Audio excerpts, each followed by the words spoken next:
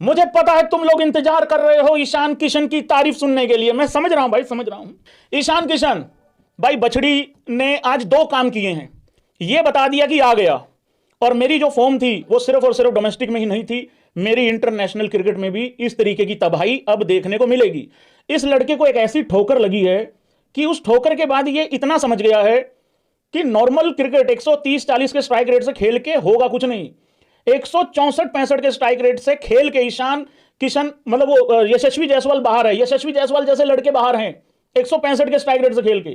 ईशान हालांकि एक wicket keeper भी है, तो भाई उसको सीधा सा एक बात समझ में आ चुकी है। उसको 2-3 बातें पल्ले पड़ गई हैं। एक तो ये 200-250 से नीचे का मीटर रखना नहीं है।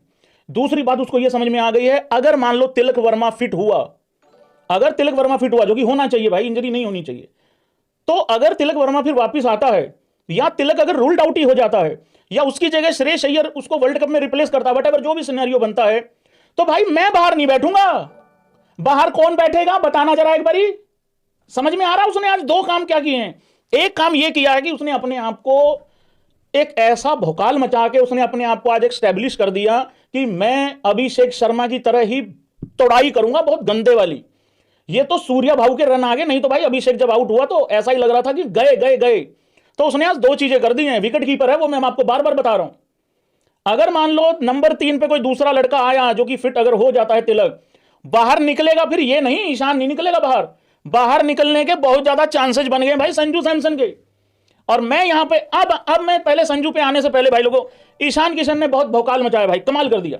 भौकाल वैसे बार बार वर्ड यूज हो रहा है, ऐसा नहीं होना चाहिए भाई, मेरे पास ना शब्द नहीं है बेसिकली। तूफानी पारी यार भाई, ईशान किशन की तूफानी पारी। और एक यहां जेस्चर मैं वो जरा जरूर दिखाना चाहता हूं भाई लोगों आज न्यूजीलैंड के सारे बंदों का ऐसा ही चेहरा हो रखा है भाई लोगों।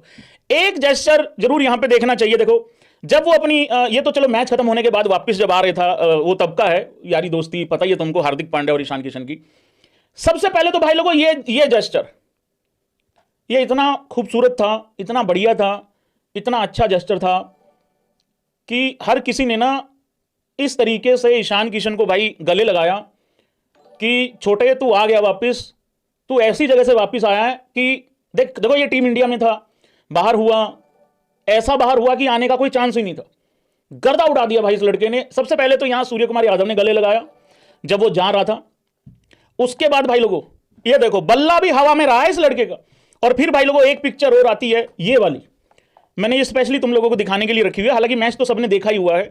उसके बाद भाई लोगों ये आती है, गौतम गंभीर रास्ते में ही मिल जाता है भाई को, ये वाली पिक्चर।